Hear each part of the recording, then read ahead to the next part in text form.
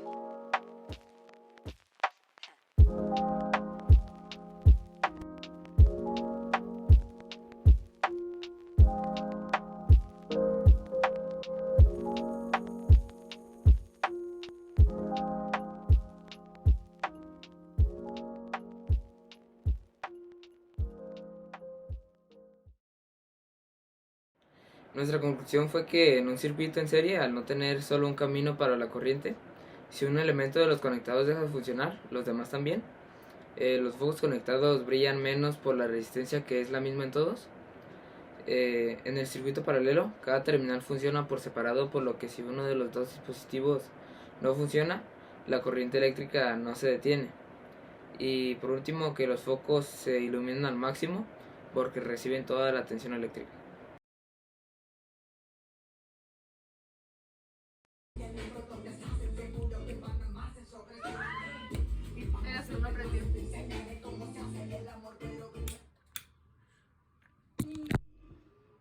Pásame un amor.